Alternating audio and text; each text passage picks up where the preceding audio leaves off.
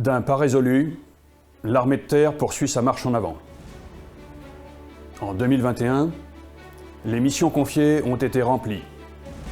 Les objectifs fixés ont été atteints. Sur le territoire national et à l'étranger, vous avez été à la hauteur de la confiance que nous accordent les Français pour défendre notre pays. Fidèles à leur engagement, certains de nos camarades ont laissé une part d'eux-mêmes ou sont tombés dans l'accomplissement de la mission reçue. Leur exemple nous rappelle que porter les armes de la France est un engagement total. Attachés au principe de ne laisser personne au bord du chemin, nous avons une pensée fraternelle pour nos blessés et les familles endeuillées. Ils peuvent compter sur le soutien de l'armée de terre. En 2022, les enjeux seront nombreux, en particulier au Sahel, avec la réorganisation du dispositif de l'opération Barkhane, au sein de laquelle l'armée de terre joue et jouera un rôle primordial. En 2022, avec la même détermination, nous traverserons les inéluctables turbulences, nous ferons face aux défis de l'inconnu, c'est notre raison d'être, notre vocation première.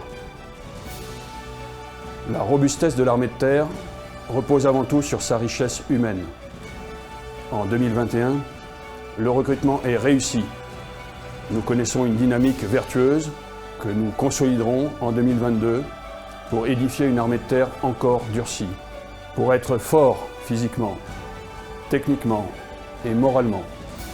Notre métier impose de s'instruire, de se former et de s'entraîner constamment.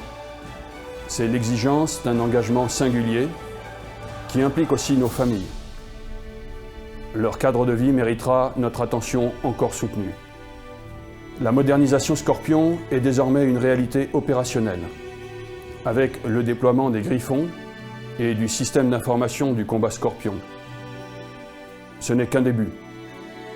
En 2022, les équipements continueront à être livrés dans nos unités pour développer les capacités de combat d'une armée de terre forte, déterminée et décisive.